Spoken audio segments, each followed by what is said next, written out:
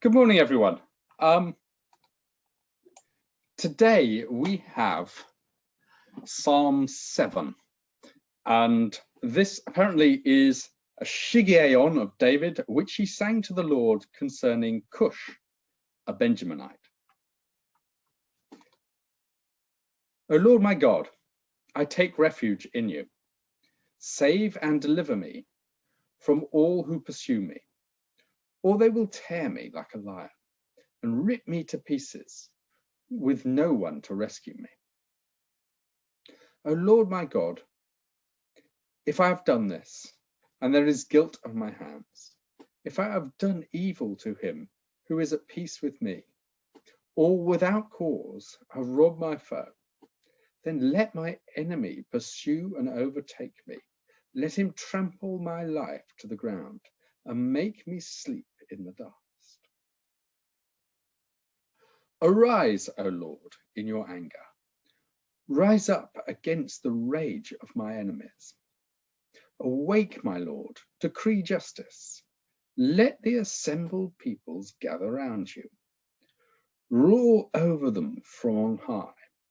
Let the Lord judge the peoples. Judge me, O Lord, according to my righteousness, according to my integrity, O Most High, O righteous God, who searches minds and hearts, brings an end to the violence of the wicked, and makes the righteous secure. My shield is the Most High, who saves the upright in heart. God is a righteous judge, a God who expresses his wrath every day. If he does not relent, he will sharpen his sword. He will bend his and string his bow. He has prepared his deadly weapons and makes ready his flaming arrows. He who is pregnant with evil conceives trouble, gives birth to disillusionment. He who digs a hole and scoops it out falls into the pit he has made. The trouble he causes recoils on himself. His violence comes down on his own head. I give thanks to the Lord because of his righteousness, and I will sing praise to the name of the Lord Most High. We don't know what a Shiggaion is, or who Cush the Benjaminite was. And we've really no idea about when the Psalms were written, or when they were collected into one book. The tradition that certain Psalms, including this one, were written by David is very old, but we don't know when it arose. And we can't be sure they were written by David. There's a lot we can't know about stuff that was written around 3,000 years ago. And I say this because who you think wrote the psalm influences how you read it. This is a cry of someone who feels that they have been wronged and wrongly accused and wants God to correct that wrong.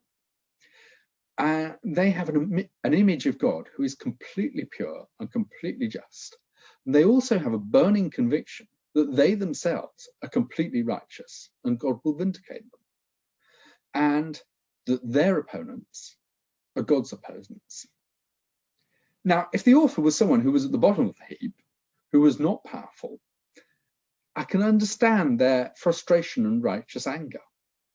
But if the author is David, the most powerful man in the land, it does feel a weeny bit self-indulgent. If Cush was causing him bother, all David had to do was engineer his death. We know that he was perfectly capable of doing this. We know the story of Bathsheba. And it also shows an alarming lack of self-knowledge. Judge me, O Lord, according to my righteousness, according to my integrity, O Most High. Well, David, be careful what you wish for. You'd be found wanting if you were judged by those standards. And the way he identifies his agenda with God's agenda is also a bit disturbing. Some of the most dangerous people I've ever met are ones who think that they are on God's side and following God's way, but have confused God's way with their agenda. So what can we learn from this psalm? Given that, I've said all those things and, they make me a little unsettled. 3,000 years ago, I think this would have been a really shocking bit of poetry, because it paints a completely different picture of God to what any other culture was used to. If you were an Egyptian living a few thousand miles to the south, you did not have a God who you expected to help you and fight for you.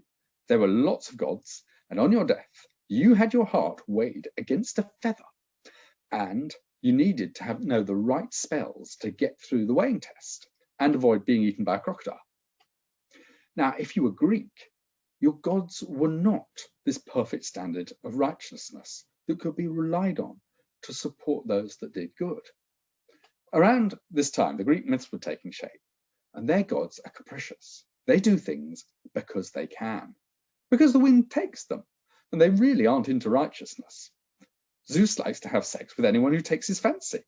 Why he transforms himself into a bull or a swan in order to do this is baffling. I can't think of many beautiful maidens who would turn down a man, but would say yes to an animal who turned up at their door demanding rumpy-pumpy. But as they say, the past is a different country. In this context, a God who could be relied on, who was good, who was on your side, was a really bizarre idea.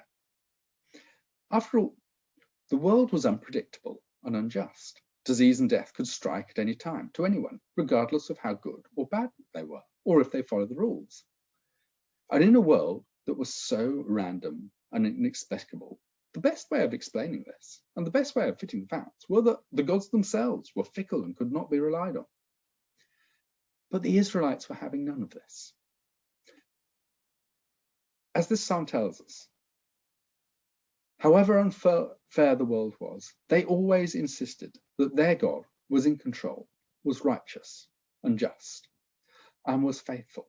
And they clung to this notion, even when it went all so wrong, they ended up in exile in Babylon.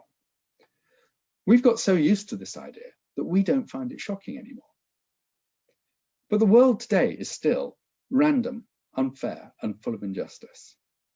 But like the psalmist, despite all this, we still insist that our God is sovereign, that he is good, and that he is for us. He is on our side.